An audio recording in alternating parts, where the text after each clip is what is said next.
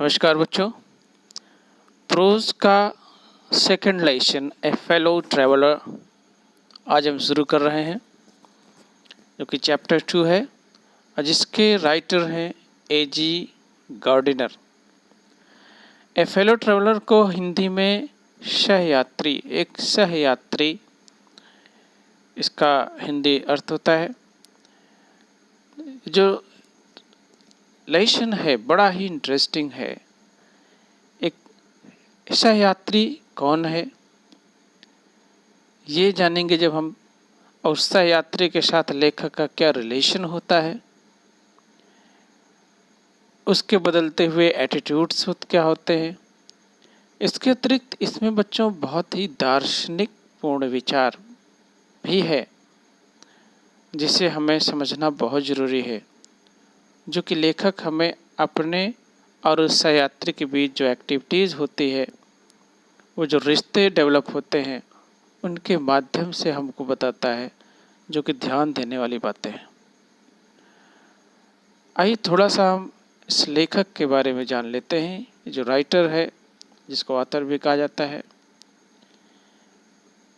बच्चों, ये late 19th century और अर्ली 20th सेंचुरी का लेखक है। इनका जन्म 1865 में हुआ था और 1946 में इनकी डेथ हुई थी। इनके जो ये लेसन है ए फेलो ट्रैवलर, इनके एक एस्से का कलेक्शन है जिसका नाम है लीव्स इन विंड। ये जो कलेक्शन है जिसको हम अंडरलाइन कर रहे हैं, इसी में से सेलेक्ट किया गया है, इसी एसेस का कलेक्शन है। इसी में से एक है ए फेलो ट्रैवलर, जो कि बहुत ही इंटरेस्टिंग है। और थोड़ा सा संक्षेप में जान लेते हैं इस लाइन में क्या लिखा है, लेखक ने बुक में क्या इंट्रोड्यूस कराया गया है। It is a fine specimen of personal essay, specimen नमूना। ये व्यक्तिगत निबंध का एक अच्छा सा नमूना है। The author here describes how he develops a feeling of affection for a mosquito regarding him as a fellow traveler and a fellow mortal। सबसे बड़ी बात है fellow mortal। इसमें लेखक वर्णन करता है कि किस तरह से वो मॉस्किटो के लिए, मच्छर के लिए एक तरह का एहसास, प्रेम का एहसास, रिश्तों का एहसास मन में ले आता है। उससे सहयात्री समझते हुए और उससे अपने ही तरह का फेलो मॉर्टल, कि वो भी एक मरणशील प्राणी है, ये मानते हुए उसके साथ एक रिश्ता डेवलप करता है, एक एहसास उसके मन में आता है। तो आइए बच्चों, हम इस लेसन को पढ़ना शुरू कर देते हैं। एक्चुअली इसमें लेखक यात्रा करता रहता है एक ट्रेन में, और ट्रेन में जब यात्रा करता है तो देखिए क्या कहता है। किस तरह, I do not know which of us got into the carriage first. I do not know which of us, मुझे नहीं पता हम में से कौन got into the carriage, डिब्बे में आया, पहले डिब्बे में आया। लेखक ने बताया कि हमें ये नहीं पता था कि हम में से कौन पहले इस डिब्बे में प्रवेश किया। Indeed, I did not know he was in the carriage at all for some times. Indeed, वास्तव में मुझे नहीं पता था कि वो इस डिब्बे में कुछ समय से था। कैरेज का मतलब समझ रहे ना, compartment. It was the last train from London to Midland town, a stopping train, an infinitely leisurely train. One of those trains which give you an understanding of eternity. कितना लवली डिस्क्रिप्शन है उस train के nature के बारे में। Train कैसी थी वो? It was it last train from London to Midland town. अंतिम ट्रेन थी ये लंदन से मिडलैंड जाने वाली, लंदन से मिडलैंड शहर को जाने वाली अंतिम ट्रेन थी। और उस ट्रेन की खासियत क्या थी? ए स्टॉपिंग ट्रेन। स्टॉपिंग ट्रेन बच्चों इसलिए कह रहा है क्योंकि रुक रुक कर चलती थी, कोई ऐसा छोटा से छोटा स्टेशन नहीं था जहाँ पे वो ट्रेन ना रुके, इसलिए उसको स्टॉपिंग ट्रेन नाम दिया। चूँकि रुक रुक के चलती थी इसलिए बहुत धीमे चलती थी, इसलिए क्या कहा, an infinitely leisurely train, means अनंत आराम से चलने वाली, सुस्ती से चलने वाली, ऐसे लग रहा है बहुत ही धीमे चलने वाली वो ट्रेन थी। वन ऑफ दोज ट्रेन्स, उन ट्रेनों में से थी, एक थी वो, which give you understanding of eternity. Eternity means शाश्वतता, अंडरस्टैंडिंग समझ। ये उन ट्रेनों में से एक थी जो तुम्हें शाश्वतता का एहसास मानो कराती थी, एक एहसास, एक समझ पैदा करती थी, किसकी, इटर्निटी, शाश्वतता का, परमानेंसी का। तो इसको, ये कॉमिकल स्टाइल है उस ट्रेन के बारे में बोलने का, बड़ी कॉमेडी मजाकिया पूर्ण उस ट्रेन के बारे में करे कि इतना धीमे चलती थी कि मानो अनंत भाव से सुस्त रूप से चलने वाली ट्रेन।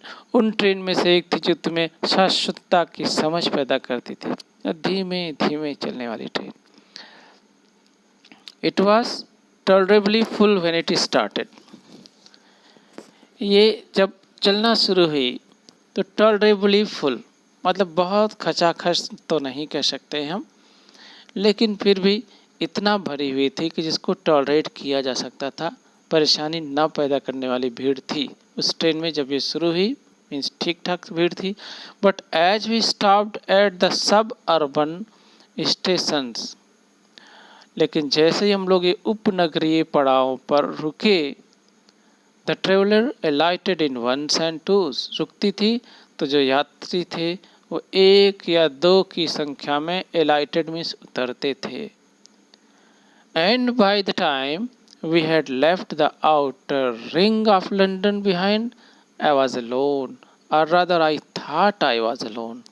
और लेखक ने कहा कि उस समय तक जब हमने लंदन का बाहरी कड़ी, एक तरह से बाहरी सिरा जब हमने छोड़ा, उससे आगे बढ़े, तो मैं बिल्कुल अकेला था, या यूँ कह लीजिए, और रेदर का मतलब, या यूँ कह लीजिए कि I thought I was alone, मैंने सोचा कि मैं बिल्कुल अकेला था। बच्चों, now let me explain you all these lines in a simplest language. I will try to do that.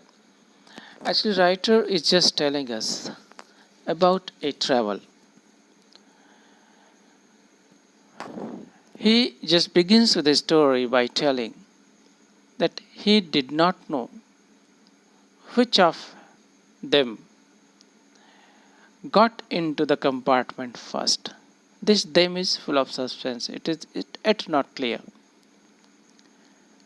In fact, he even did not know whether other one was in compartment, other one had been in compartment for some times. Even this matter was not known to him. The train, it was the last train. The train was the last one, which went from London to Midland City. It was a passenger train, making the writer realize leisure, infinite leisure. It was also one of those trains which generate the understanding of perpetuality in the heart of anyone. Now he tells that it was not too much crowded, but crowded comfortably enough when it started. But since the train was a passenger train, it stopped at each and every stations, and the travelers got out in form of one and twos. So when the writer left the outer part of London city, he found himself all alone, or he expresses that he thought that he was all alone in that compartment. So this was actually the thought of that writer which was not very much clear that whether he was alone or someone else was with him at that time. बच्चों, आज हम सिर्फ इतना ही। आपको next time हम next paragraph take up करेंगे, ताकि थोड़े थोड़े पार्ट हम अब बढ़ाएंगे और आप लोग पढ़ते रहें। Seriously, okay, goodbye, stay blessed at your home.